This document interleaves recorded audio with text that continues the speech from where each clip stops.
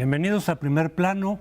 Pues es inevitable hablar del asesinato, de la masacre que hubo en Texas.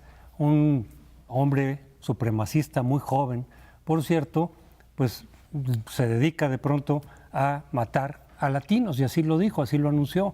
Es un embate contra los latinos, por lo cual de inmediato surgió en el debate, en el escándalo en torno de esto. Ya van más de 20 muertos, 8 de ellos hasta ahora mexicanos. Y entonces surge en el debate, no solo en México, sino también en Estados Unidos, ¿qué tanto se debe esto al discurso de odio que ha manejado fundamentalmente Donald Trump desde su campaña de hace 3 años? Bueno, pues él mismo ha evadido, digamos, esta responsabilidad, por supuesto, jamás la va a reconocer, y en cambio menciona algunas otras variables por ahí. Sobre todo, Trump insiste en las fallas mentales, problemas mentales. Desde luego que eso puede ser, mucha gente sí tiene problemas mentales y de pronto toma un rifle y se pone a disparar, pero me parece que es un fenómeno multivariable. Son muchas las variables que en un momento dado se juntan. Está, por supuesto, desde luego, hay que destacar, varios especialistas lo han hecho, la condición, la variable muy de Estados Unidos, que es la venta de armas, tan fácil que es tomar armas, comprarlas en cualquier armería, en cualquier tienda, y entonces eso también favorece el hecho de que quien tenga prejuicios sobre algún grupo minoritario, que pueden ser latinos, pueden ser negros, pueden ser homosexuales, pues de repente, también con alguna alteración mental, suponemos, o mucho fanatismo, pues se ponga a matar a ciudadanos. A veces incluso matan a quien sea, al que pase por enfrente, sin importar color, sin importar nada. Entonces son muchas variables, pero desde luego que yo creo que no podemos despreciar como una variable que no interviene el discurso del odio. Porque el discurso del odio, desde luego, sí está fomentando en los grupos que puedan participar de sus prejuicios el sentir que hay un aval desde el poder mismo, en este caso desde el presidente, y entonces sienten que eventualmente pueden y hasta a lo mejor están contribuyendo en alguna medida al decir, sí, sí es cierto, los inmigrantes o los negros. Algo de esto ha pasado en Brasil con los homosexuales, con el discurso homofóbico de Bolsonaro. Entonces, el discurso desde el poder que se va contra ciertos grupos, por supuesto que genera un ambiente que eventualmente se puede traducir en violencia concreta. No es la única variable, pero no se puede dejar de lado. Yo creo que es ineludible, ¿no? Y en el contexto que está viviendo los Estados Unidos, claro, hay otras matanzas, está la de Dayton, hay 2 también en Chicago este mismo fin de semana, o sea, han tenido varias matanzas, pero esta tiene un contenido, pues claramente antimexicano, más que antilatino. Dice que abandona Texas y va al Paso, ni más ni menos, y se quería eliminar el mayor número de mexicanos. Y además hay un punto ahí que creo que es ineludible. El presidente en los últimos días ha estado lanzando una serie de ataques contra legisladoras por su origen, ¿no? Y les decía, el propio Partido Republicano le dijo, presidente, ya en las calles, en los mítines, está gritando este tema de váyanse a su casa. O sea, está la gran disputa por la América Blanca, que está dejando de ser el grupo mayoritario, y este discurso histérico del presidente, que en este caso dice, una persona alterada mentalmente. A mí eso me parece una gran, digamos, manipulación. También podríamos decir que Osama Bin Laden estaba perturbado mentalmente, ¿no? Entonces, por eso hizo todo lo que hizo, ¿no? Hay una ideología intolerante, claramente agresiva, claramente confrontadora y nativista, que en manos, efectivamente, de un individuo como estos te genera eso. Por tanto, no hay, a mi juicio, manera de eludir la responsabilidad de este discurso de odio. Anota el FBI que en los últimos tiempos los crímenes de odio han crecido. El que más ha crecido es por el origen, mucho más que por las preferencias sexuales o los temas religiosos. Lo que más sube es, como usted se apellida Casar y tiene pinta de mexicana, entonces, o sea, la probabilidad de que te lancen sobre ti es mucho mayor. Digo, eso es una cosa terrible. Y el último punto que quiero poner sobre la mesa es, ¿conviene o no conviene que México diga, como podría efectivamente catalogarse, que estamos ante un delito de terrorismo? Digamos, el esquema tiene pues una doble entrada. Por un lado está la acusación directa, pero por otro lado la posibilidad de que empiece a aplicarse ya legislación antiterrorista en la relación bilateral, o se hable directamente de un terrorismo antimexicano, podría ser un tema complicado. En fin, no tengo todavía un análisis completo, pero no dejo de darle vueltas a los pros y los contras. Donald Trump ha sido francamente irresponsable desde campaña y ahora en la nueva campaña por la reelección con respecto a a su discurso de odio y en particular su discurso anti-mexicano y anti-inmigración en general, ¿no? Pero el mexicano, que es lo que le queda más cerca. Creo que basta comparar cualquier tuit de Donald Trump con lo que dejó por escrito el responsable de las matanzas. Es: vamos a recuperar Texas porque ha habido una invasión, si no me equivoco, no es mexicana, dice invasión hispana. Eso es lo que él dice. Así que, pues digo, creo que la convergencia, cuando menos en los dos discursos, el del sociópata o psicópata y el de Donald Trump, coinciden en cuál es el target, digamos, cuál es el blanco, el objetivo de esta matanza, y es preocupante. Desde el lado de México, no lo sé, Leonardo, la pregunta que planteas desde luego es interesante, porque meterse ya dentro de, digamos, lo que es el terrorismo puede llevar a muchas medidas de política interna y de política bilateral que tienen sus blancos y sus negros, a lo mejor más negros que blancos. Pero a mí me llama la atención, les quiero preguntar a ustedes si les pasó lo mismo, que yo vi una respuesta razonable por parte de Marcelo Ebrard, por parte de la embajadora de México en Estados Unidos, incluso por parte del Congreso, en voz de Ricardo Monreal, condenando el acto, exigiendo, hablando de la política racista de Donald Trump, y en cambio un silencio o solamente la expresión de que de parte de Andrés Manuel López Obrador, de que él no tiene por qué meterse en los asuntos otra vez de política interna respecto a lo que hace Estados Unidos, y vuelve a decir que México no tiene por qué opinar sobre lo que hacen otros países. Me preocupa, pero ahora me desconcierta. Me preocupan las de Trump, las de Andrés Manuel López Obrador, pero me desconcierta que el resto de los actores políticos, incluso de Morena, han salido a condenar severamente, y Andrés Manuel López Obrador ha mantenido un perfil, no voy a decir inusualmente bajo, pero desde mi punto de vista, pues condenablemente bajo, ¿no? Yo ahí no comparto esa visión tuya, María Amparo. Creo que a la luz de la personalidad de Trump, me parece que es mejor el desenganche personal del presidente frente a Trump, un personaje desquiciado. Y me parece muy bien que, a diferencia de etapas previas, se están anunciando medidas concretas. Ignoro si cuajarán, pero el anuncio de Ebrard de que solicitarán a la Fiscalía explore la posibilidad de presentar una demanda ante Estados Unidos por terrorismo interno, me parece que es la vía acertada. Tenemos que empezar a meter esos temas por la vía legal, que es una de las principales que se utilizan en Estados Unidos. Saco el tema a otro nivel más amplio para ir a los estudios sobre el odio.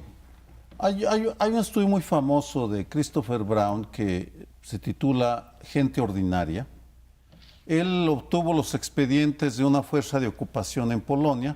Eran gente ordinaria de 40 años, alemanes de Hamburgo, es decir, zonas desnazificadas, el peluquero, el zapatero, el plomero, que fueron a ocupar, y cuando recibieron la orden de ejecutar, o más bien cuando se les preguntó cuáles querían ejecutar a civiles, a judíos civiles, hombres, mujeres, ancianos, él logra reconstruir la racionalidad que tuvieron. Y aparece siempre la deshumanización del otro, la eliminación de la otredad, el desdibujamiento de la especificidad del ser humano, el categorizar a todos los mexicanos como corruptos, narcotraficantes o violadores, que es parte del discurso habitual de Donald Trump. Me parece que debe verse de esa manera. No es que Donald Trump haya dicho vayan y maten mexicanos, pero al categorizar a todo un grupo social, al deshumanizarlo, está desinhibiendo los controles sobre los impulsos primarios que tiene el ser humano.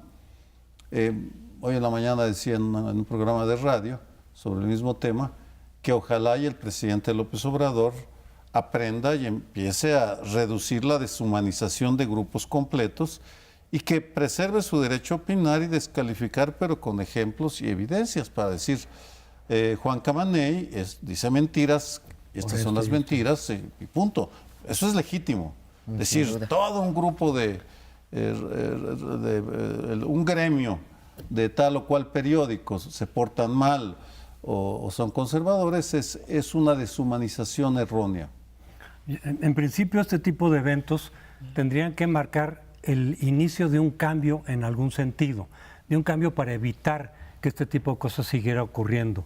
Pero yo lo veo difícil en el caso norteamericano, por lo menos, porque por un lado, ¿cuántas veces han ocurrido estos casos? No necesariamente contra latinos, ahora fue contra latinos en Texas, pero los ha habido contra otros grupos. Hablamos alguna vez del de Florida, Las no hace Vegas. tanto, Las Vegas, etcétera. A veces es contra quien sea. Y decimos, es que eso tiene que provocar que se reduzca, que se limite el acceso a las armas en Estados Unidos. Y nada, no ocurre nada, sigue abierto, porque los intereses ahí económicos vinculados con eso son fuertísimos. Tienen capacidad de presión sobre el Congreso, de lobby. Entonces, no ha cambiado, siempre se lamenta, hay mucho ruido mediático y no ocurre nada. Y en relación, digamos, con el discurso de odio de Trump, en particular contra los latinos, contra los migrantes, los mexicanos, pues yo creo que tampoco va a cambiar nada y por eso ni siquiera, bueno, ni remotamente, él vinculó el discurso de odio como una de las variables en este tipo de fenómenos, en el de Texas en concreto.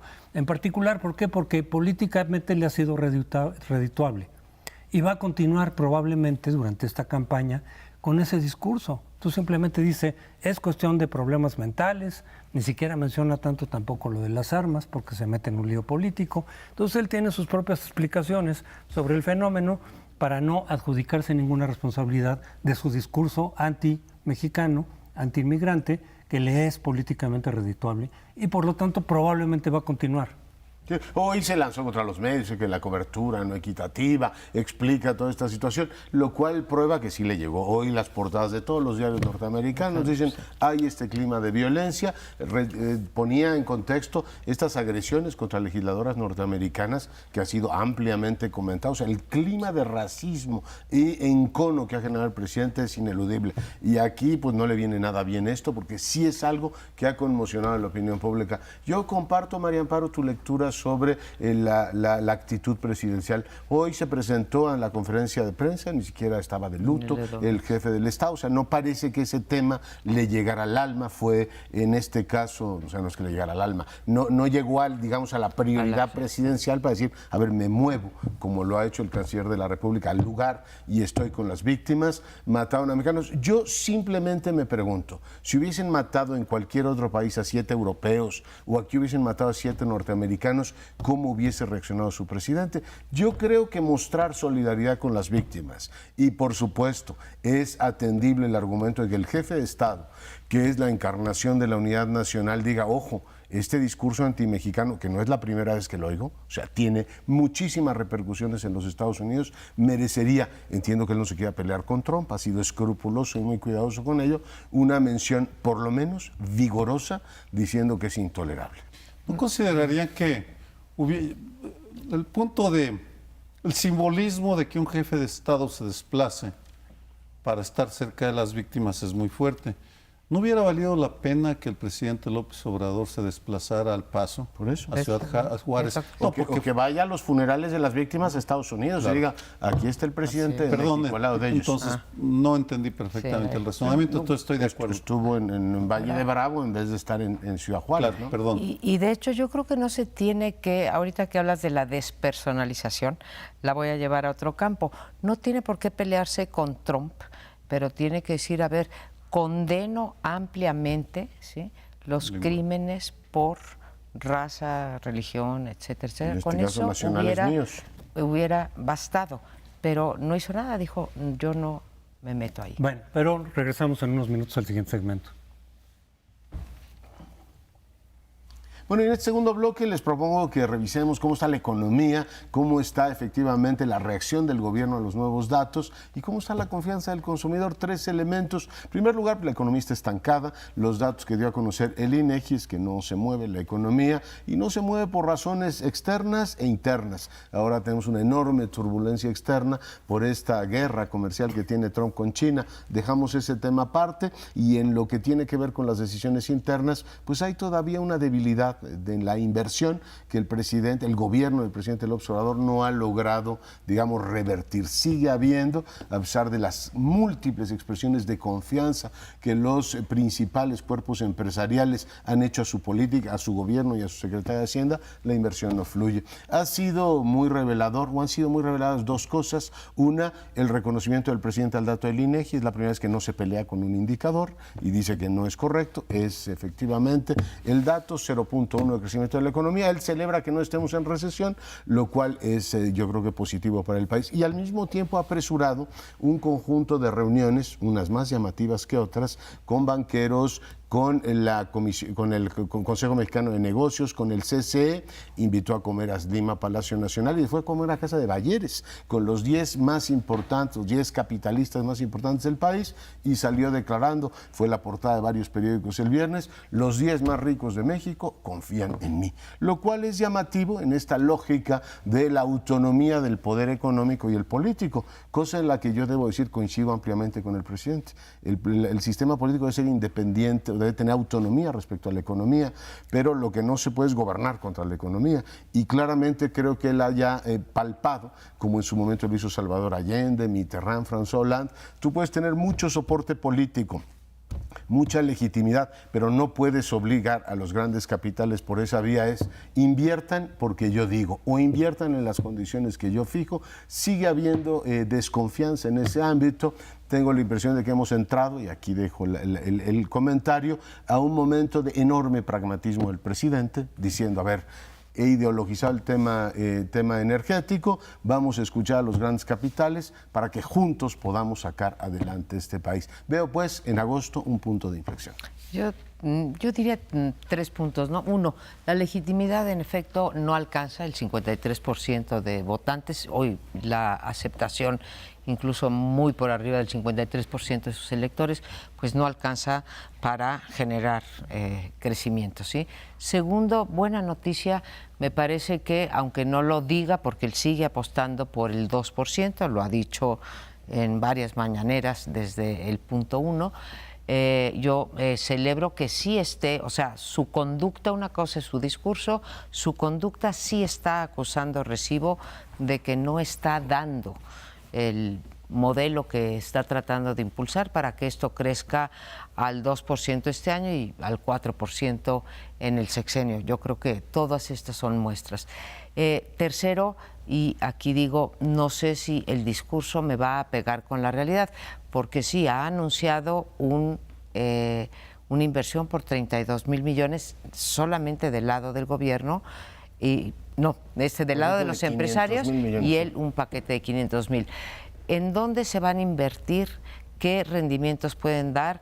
Va efectivamente a elevar el empleo y el consumo interno, que es su apuesta, y me parece una buena apuesta, que se eleve el consumo interno, y sobre todo si está dando las condiciones a los empresarios para que esto ocurra, porque se puede juntar 20 veces con los empresarios, pero los empresarios solamente entienden de una variable, y esa variable que ellos entienden es el retorno del dinero que yo voy a invertir. Y lo que no veo es esa inversión según los indicadores que hemos recibido en los últimos 2 meses. Como lo dices, el índice de confianza pues está para abajo, y el de expectativas de los empresarios también, y curiosamente siguen siendo 2 variables las que ellos dicen que impacta más en el ambiente de negocio. Uno es la inseguridad y la otra la falta de certeza jurídica. No veo que esté moviendo estas 2 variables. Sí, me parece altamente llamativo la hipótesis que lanzas de que agosto es el mes de inflexión, que el presidente ha llegado a la conclusión de que su conducta en temas económicos no era la correcta, que es necesario retomar el rumbo, reorientar el timón del Estado a una relación diferente con los empresarios. No estoy tan seguro, pero sería deseable. Lo cual lleva al enigma de cuáles son los resortes del pragmatismo de Andrés Manuel López Obrador. ¿En qué momento se da cuenta de que la realidad no va a responder a su voluntad o a sus deseos, y mucho menos a sus discursos o a sus descalificaciones, y hace la corrección? Ya llegó a ese momento con los empresarios. ¿Responderán estos como se espera o harán el mismo juego de otros sexenios en los cuales siempre les prometen a los presidentes que se van a portar bien y luego salen y hacen lo que les da su gana? Porque coincido con María Amparo, ellos tienen una lógica diferente, y porque además pareciera que hay un incremento en la hostilidad de un sector del empresariado hacia el sistema político. De hecho, más adelante vamos a hablar sobre un programa de la Coparmex para formar candidatos y líderes cívicos para revolucionar la política mexicana. Es decir, son señales encontradas, ¿no? Ojalá y pudieras abundar un poco más en esta hipótesis de que hay un punto de inflexión en la irreductibilidad de la necedad presidencial. Yo creo que sí, yo coincido contigo, Leonardo, en que a nivel discursivo es una cosa y los hechos nos pueden estar diciendo otra cosa. No tanto de los resultados que se obtengan, sino de las propias políticas o decisiones que toma el gobierno. Algunos han señalado efectivamente, a nivel del discurso, difícilmente va a reconocer que las cosas van mal o no tan bien como él esperaba. Siempre va a mantener una posición optimista y muchos dicen puede ser lo que le toca a un presidente, siempre y cuando en realidad reconozca, aunque no lo diga abiertamente, que las cosas pueden no ir tan bien. Entonces, en este caso se criticó bastante, digamos, esta actitud celebratoria de decir, oye, pues crecimos al punto 1, que en realidad es el punto 0,5, es la mitad de lo que se dijo, se redondeó la cifra del INEGI, pero es punto 0,5. Sí. Y la otra parte decir, miren, los expertos, los críticos se equivocaron. No, pues no se equivocaron porque todos decían que iba a ser cercano a 0. A lo mejor algunos específicamente decían igual y puede ser hacia abajo, negativo, y otros a lo mejor es un poco, pero es cerca de 0. Y eso es. Y para efectos prácticos, más allá del simbolismo, es la situación no está jalando bien, se tiene que hacer algo distinto o se tiene que modificar en alguna medida las decisiones que se han tomado. Y ahí puede que haya efectivamente algunos correctivos en los hechos, más allá de lo que el discurso triunfalista o lo que sea, apologético diga, como lo de tratar de acercarse con los empresarios. Yo también tengo las dudas sobre qué puede salir de ahí, porque ya van varias veces que se reúne con distintas cúpulas, le ofrecen todo, le dicen que sí, y si no les da garantías de certeza y de confianza, no lo van a hacer. Podrán reunirse las veces que sea, pero bueno, por lo menos en principio hay una posibilidad. O lo de pues gastar más por el lado público también. Entonces yo creo que es probable que sí vamos a ver más crecimiento incluso en este segundo semestre, pero difícilmente, dicen los expertos, los economistas, para llegar al 2% que López Obrador ha ofrecido. Tendrías que crecer al 3.5 en este segundo semestre para llegar al 2. Pero es probable que con soltar el dinero que se había retenido, el subejercicio del que habló Arturo Herrera, y después lo corrigió López Obrador también diciendo no es subejercicio, es ahorro. Pero el ahorro es otra cosa. Pero a ver, soltando el dinero público, y si es que se logra, ojalá que se logre con los empresarios algún acuerdo para darles confianza para que inviertan, entonces podrá crecer la economía en el segundo semestre.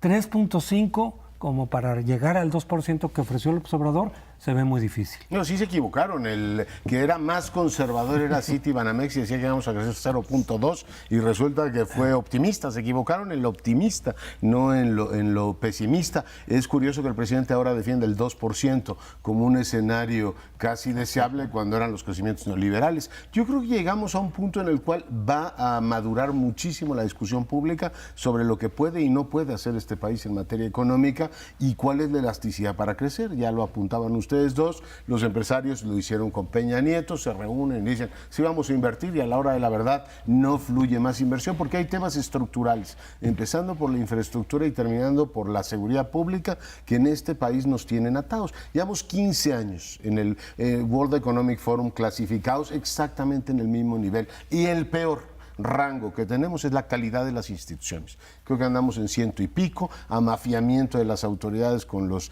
grupos criminales andamos también por el 100 y pico. O sea, lo que le duele a este país para crecer económicamente no es estar matando simbólicamente al neoliberalismo, que el presidente ya lo hizo, ya tuvimos el primer presupuesto de la 4T, sí, con austeridad absoluta, dice que ya no hay corrupción en el país, por tanto, en un año, en este tiempo ya se debió haber notado estas transformaciones, y la verdad es que no se notan. El 2% empieza a ser una playa deseada, y uno dice, oiga, resulta que estábamos mejor cuando estábamos peor, igual que el dato que hoy da a conocer Coneval, dice, pues sí se redujo la pobreza en estos 10 años. O sea, ¿qué dices? Vas a cambiar un modelo que te daba 2%.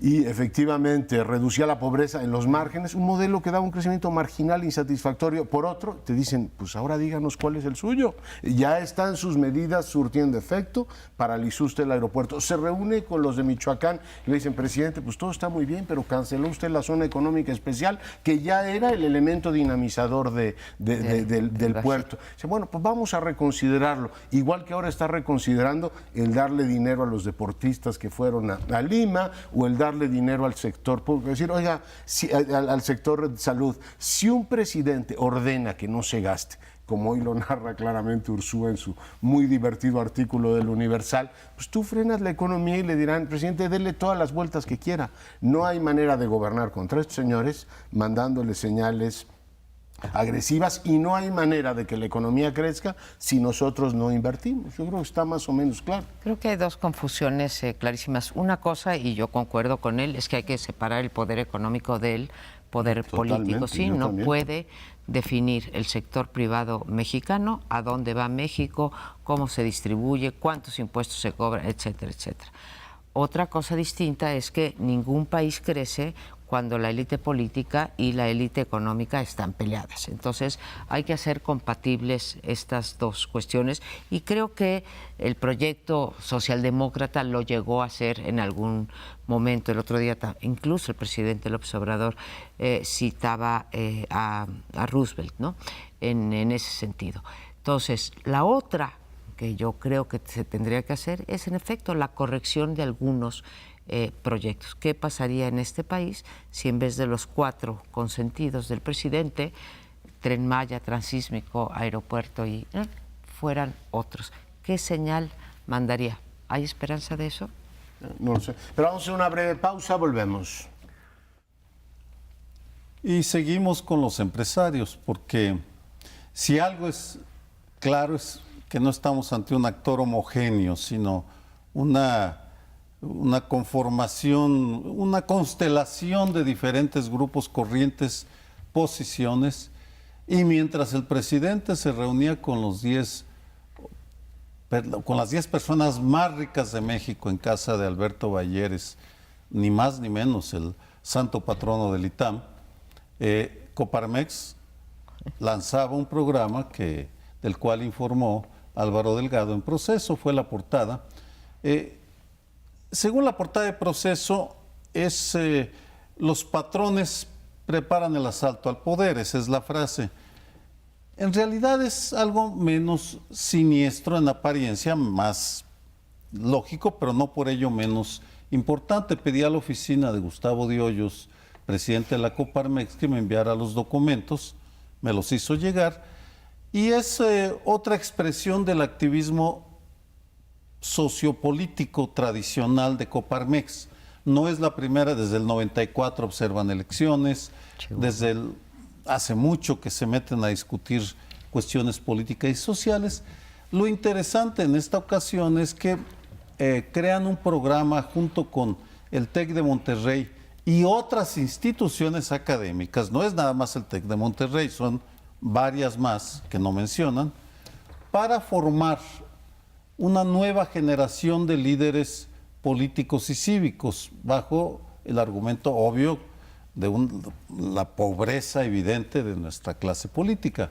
Lo que van a hacer es, en este año, convocar a 6,000 líderes, de los cuales van a seleccionar de ahí a 1,130 y van a formarlos, capacitarlos para 2019-2020, preparar a una nueva generación de líderes cívicos y en el 2021 tener listos a 110 candidatos a cargos de elección popular que irán por diferentes partidos. Y es muy claro el documento que dice, esta no es una iniciativa de un partido, lo cual no quiere decir que no vaya a tener repercusiones políticas, pero yo lo veo como una reacción de un sector de la sociedad insatisfecho con los partidos políticos, que siguen igual de corruptos, inútiles, ineficientes, son gatos de Angora, de ornato, y con la transformación de la 4T, o con la 4T, que no da los resultados esperados. También es muy posible que otros grupos salgan con iniciativas parecidas, porque sigue faltando los sujetos del cambio. Sí, yo dos subrayados. El primero, dices tú, no podemos hablar del empresariado en general, y tienes toda la razón, ¿sí? No es lo mismo los 10 que se juntaron en Casa de Balleres que la estructura incluso territorial que tiene Coparmex. Coparmex tiene una presencia pues muy grande en todo el territorio nacional. Y son pequeños y medianos empresarios que tradicionalmente han estado más cerca, yo creo que hace muchos años, más cerca de la política, antes del centro a la derecha, y ahora están más en el centro. Para mí, Coparmex, que ha hecho un trabajo, no coincido con todas las expresiones de Coparmex, pero me parece que resalta entre los empresarios el valor que han tenido, digamos, para decir cuando no les parece algo y echarle porras al gobierno actual cuando sí les parece. Entonces, ha sido una organización muy vocal con respecto a las políticas de López Obrador de un lado y del otro.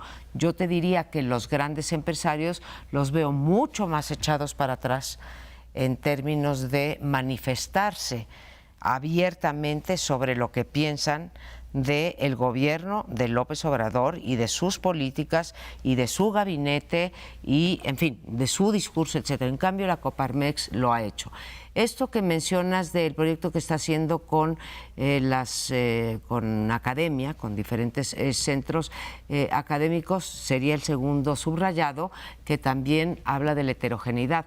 Son instituciones académicas de distinto cuño, ¿sí? La más grande, desde luego, el TEC, que comparte una característica con la Coparmex, que tiene una estructura territorial. Bueno, ya se habla como de la gran universidad nacional, ¿no?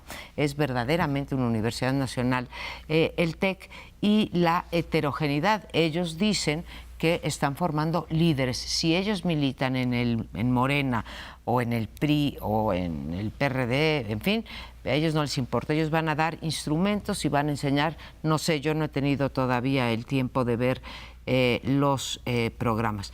Importantísimo, es decir, toda la oposición o las alternativas de política pública, de formación, están viniendo de la sociedad civil y no de los partidos. Sí, yo le quitaría, digamos, esa lógica así como de conjura peligrosísima, sí, y casi ánimo golpista, de se están organizando. He oído mucho esto del golpe, ¿cómo le llaman ahora? Blando, ¿no? Y eso, oiga, ahora criticar al gobierno actual es golpe blando. Veía la secuencia que planteaba algún caricaturista y es exactamente por lo que hicieron con Peña Nieto, ¿no? La Coparmex fue una crítica feroz de Peña Nieto, lo hizo Juan Pablo Castañón y lo hizo Gustavo de Hoyos con los niveles de corrupción, los impuestos, la ineficiencia, el entorno macroeconómico en la anterior administración. O sea, han mostrado independencia respecto al poder y lo han hecho a lo largo de muchos años. Ya citaba Sergio Aguayo su trabajo en observación electoral, lo han hecho también en temas educativos, han puesto una agenda de discusión muy interesante en cada una de las regiones y muchas veces en la historia hemos tenido liderazgos salidos del empresariado. Fox sería un caso, en el caso de Cloutier Cloutier también vino de la Coparmex. Podría citar varios más. Me parece una cosa absolutamente lógica que se intente formar tejido social desde esas corporaciones, en la medida en que sí hay la percepción de que estamos ante un movimiento que se hizo hegemónico en las instituciones del Estado y no hay voces o contrapesos en la sociedad civil con suficiente fuerza o articulación para compensarlo. La lógica de construir sociedad civil me parece una lógica liberadora, no me parece una lógica conspiradora, y obviamente si efectivamente las agendas para el crecimiento y desarrollo de este país, que a lo largo de los años ha venido desplegando la Coparmex, ahora son apoyadas o se les da tecnificación, o se les da más soporte académico a través del TEC. Por cierto, varios profesores del TEC han dicho que ellos no participan de manera directa, incluso les dan la fotografía a Silva Herzog, que dice solo una línea en mi artículo de yo no participo en eso. Es decir, hay una, digamos, desmentido por parte de estos académicos, de que ellos no están detrás de todo eso. En fin, yo no veo el tono particularmente de conjura o de peligro que sugieren algunos ángulos de lectura sobre ese texto de Álvaro Delgado. Bueno, porque hay una lectura de disputa política, o de disputa del espacio político para ver quién es el sujeto del cambio. Regreso a este término porque durante un tiempo breve, por cierto, demasiado breve, sorprendentemente breve, Morena y la Cuarta Transformación se convirtieron en el sujeto del cambio. Sobre todo porque los partidos políticos se desinflaron y no aparecen por ningún lado y siguen estando ausentes. Pero en la medida en la cual Morena y la Cuarta Transformación no están dando resultados, y en el siguiente bloque voy a hablar de la escuela de cuadros de Morena para contrastarla con la escuela de cuadros ahora de la Coparmex y el TEC de Monterrey. En la medida en que no dan resultados, hay otros aspirantes a sujetos de cambio. Uno, la Coparmex. Anticipo y pronostico como hipótesis que ya veremos al zapatismo y los pueblos originarios que empiezan a moverse, a los colectivos de desaparecidos, a los organismos de la sociedad civil, de derechos humanos, porque ninguna sociedad se queda inerme esperando a ver si tal sujeto de la historia realmente cumple con sus promesas o no. Cuando no hay resultados, se crean vacíos de poder que son llenados por otros actores, y me parece que eso es lo que estamos viendo ahora también. Se desinfla la Cuarta, pierde presencia, pierde eficacia, no da resultados, surgen otros actores para compensar y llenar los vacíos. Pero el tono que dices del reportaje de Proceso, sí creo que se presenta un poco como un tanto conspirativo, como decir, mira, se están organizando los empresarios para la toma del poder. No sería la primera vez. Es decir, de alguna manera los empresarios se vincularon en los 80s, el Consejo Coordinador Empresarial, específicamente con Manuel Cloutier a la cabeza, con el PAN. Se vincularon con un partido, el que más coincidía, digamos, con sus puntos de vista. Habían estado cercanos mucho tiempo también con el PRI, pero a través de el PAN intentaron, digamos, acceder al poder con Cloutier en 88 y después con el propio Fox. Incluso Fox habló, me parece a mí que de manera imprudente, pero habló de un gobierno de los empresarios.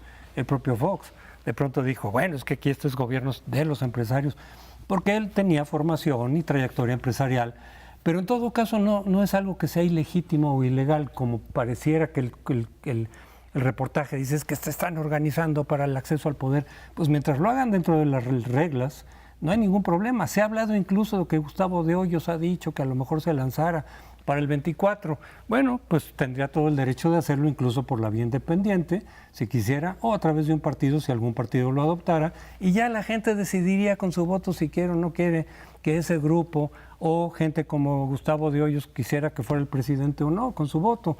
El año pasado decidió la gente votar masivamente por un proyecto distinto. Bueno, pues el electorado puede cambiar según los resultados que se den en este gobierno. Yo nada más diferiría, Sergio, con esta idea de que un poco el declive de Morena ha hecho que surja la Coparmex. Creo que desde el día 1 la Coparmex ha sido consistente tanto en el apoyo como en la crítica a López Obrador, y que lo sigue haciendo, y yo celebro que haya organismos como ese y como los organismos de la sociedad civil, como lo que vamos a hablar próximamente ahora desde la academia, en donde haya debate público, en donde haya alternativas de política pública y también donde haya formación de jóvenes. Tristemente, uno va a las conferencias y los jóvenes no quieren participar. Ojalá y que se animen, porque Bien, les toca el país. Perdón, ¿Sí? tenemos que irnos, regresamos.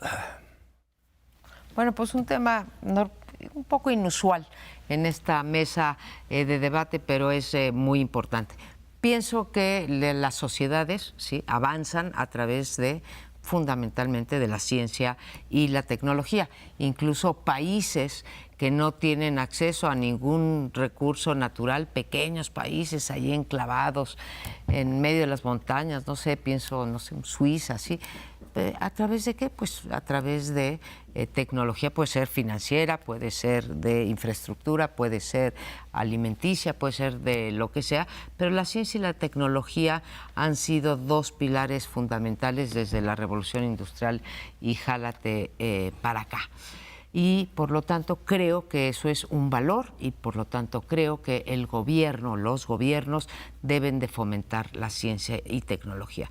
Percibo en el discurso de López Obrador, en términos generales, desde la transición y en estos 7 meses de gobierno, que para esta administración no lo es, o lo es un particular ángulo y muy pobre o muy reducido de la ciencia, la cultura y la tecnología. Pero no solamente es una cuestión discursiva, es una cuestión de presupuesto, es una cuestión de nombramientos y es una cuestión de apoyo o no a las instituciones que en este país deberían de estar o están, pero deberían de hacer un mayor esfuerzo por producir conocimiento científico aplicado e, insisto, tecnología. Y lo que yo veo es que se bajan los estímulos, se baja el presupuesto, desaparecen instituciones importantes que tienen que ver con la ciencia y la tecnología,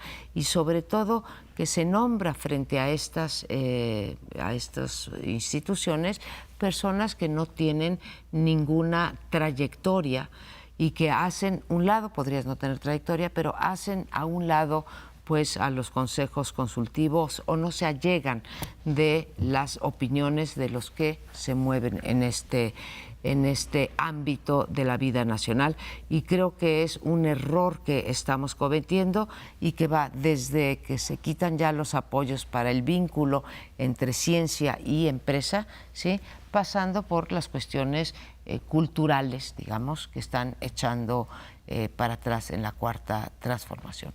Me parece un problema que debería de mirar el presidente antes de que nos estalle. Pues ya lo ha visto, ¿no? Y se ha pronunciado en varias ocasiones sobre el particular. El otro día le oía a Íñigo Errejón, este político español, diciendo, la izquierda tiene algo de inquisitorial, ¿no? Tiene esto de que acusa con toda fuerza a los gobiernos de derecha de no haberse ocupado de la ciencia, de no haber gastado suficiente, de no tener compromisos con la universidad pública, y a partir de la actitud inquisitorial, torquemadiana, es decir, ellos no lo hacen, dábamos por supuesto que la izquierda lo iba a hacer, y resulta que no es cierto. O sea, si la derecha no lo hacía, la izquierda no parece, por lo menos la obradorista en este país, comprometida con las universidades públicas. El primer amago fue recortarles 24,000 millones el año pasado. Vamos a ver cómo viene el paquete de este año, porque bueno, pues es ahí un tema delicado. Y lo otro, pues las expresiones a la comunidad científica, a las organizaciones. Esta idea de congelar los fondos del foro consultivo sí habla de romper cierta lógica de autonomía,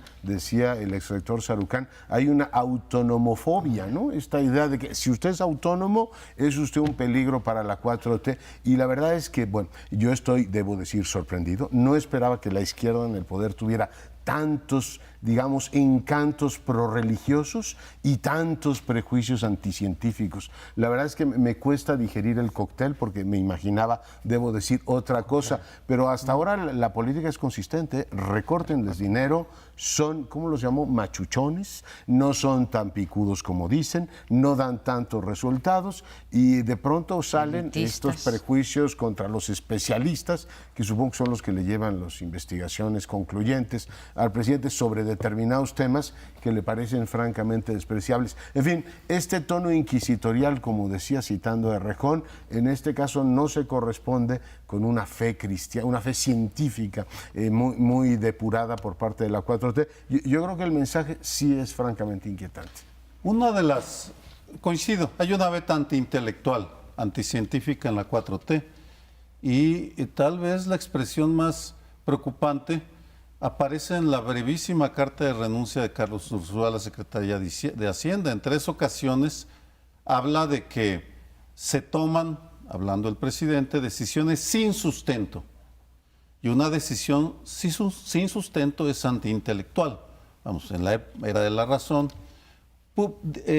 Enuncié en una columna de la semana pasada estas ideas y un colega muy respetable de Canal 11 y de la UNAM, John Ackerman, escribió en Proceso diciendo que yo fantaseaba.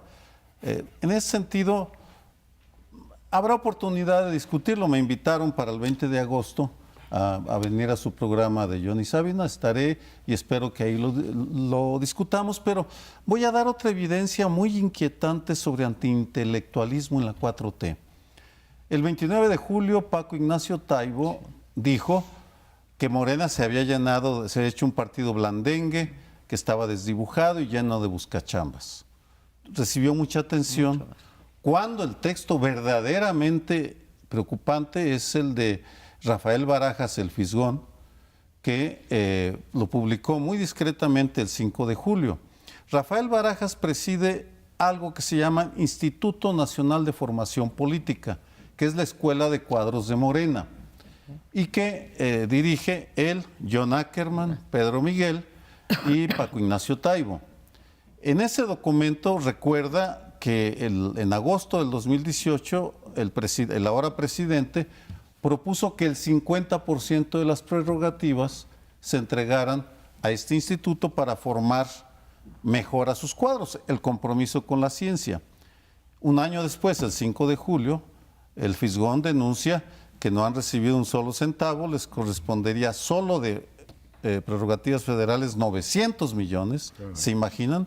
Una escuela de cuadros de 900. Ya la que sea la Coparmex, ¿no? Ya la que sea la Coparmex. Que prerrogativas de los partidos, claro, o sea, de Morena. De Morena, sí. Todo lo de Morena, el 50% de Morena debe ir al instituto. Dice, no hemos recibido un centavo, la presidenta de Morena nos ha boicoteado y la acusa de traición. Independientemente de cualquier consideración, le pregunto a mi amigo, respetado amigo John Ackerman, si esta actitud del Consejo Nacional de Morena no es antiintelectual. El ahorcar a su escuela de cuadros, vamos, me parece que evidentemente no muestra un gran respeto por la capacitación ni en el conocimiento. Pero bueno, ya habrá oportunidad de que lo discutamos. Es que en todos los países más bien lo que se pide es mayor dinero y presupuesto y facilidades para la investigación científica, porque ese ha sido un factor de crecimiento y desarrollo. Cuando los países han invertido significativamente, los que han despegado, los emergentes, en ciencia, empiezan a dar resultados. Un caso concreto de India, desde luego China, pero en India de pronto empiezan a invertirse más. Investigación, ciencia, etcétera, y de repente empiezas a subir. Aquí en México una crítica constante ha sido, hace falta más crecimiento, más desarrollo, porque en parte le han dedicado a la ciencia menos recursos. Como que en general, aquí se dice, bueno, eso hay que dejárselo a los norteamericanos, a los alemanes. Nosotros vamos a dedicarnos a otra cosa, pues sí, pero entonces no vamos a crecer, a aportar cuestiones de la ciencia. No se trata solamente de importar los avances que se den en otros países, sino desarrollar también conocimientos propios aplicados aquí mismo. Y sí noto yo en el discurso de Morena en general una especie de anticientificismo, en el sentido de decir, la ciencia, los científicos son como parte de las élites, es como privilegio de algunos. hay que, por lo tanto, pues bajar hacia los grupos sociales. La ciencia es un poco neoliberal, se ha dicho de pronto, como si tuviera ideología. Me recuerda lo de las matemáticas que eran burguesas. La Revolución Cultural. En los 70s, la Revolución Cultural. O cuando en la UNAM se suprimieron las matemáticas en economía porque eran burguesas en los 70s. Entonces, esto no abona a que el desarrollo del país sea más bien hacia mayor ciencia, a ampliar las oportunidades para que haya más científicos, en lugar de decir eso es un privilegio y por lo tanto vamos a restringirlo para dedicarlo a otras cuestiones. Sí hay un tono anticientificista, ¿no? Pero me parece que están descuidando justamente esta relación entre mayor ciencia e investigación y mayor desarrollo. Así es, pero son dos discusiones distintas, ¿no?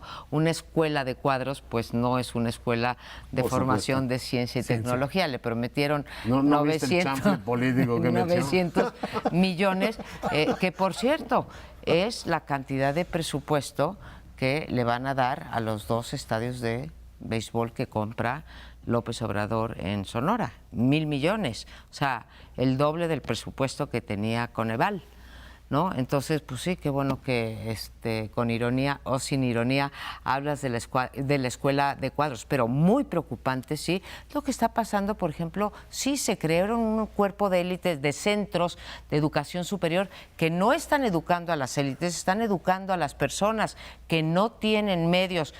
Bueno, desde el Colegio de México, que fue pionero en eso, pero pasando por el CIDE, los cuales están verdaderamente ahorcados. Si no se apuesta a la educación pública y no se quiere la privada, no sé a dónde va a acabar este país, pero el programa sí tiene que acabar y nos vemos el próximo lunes.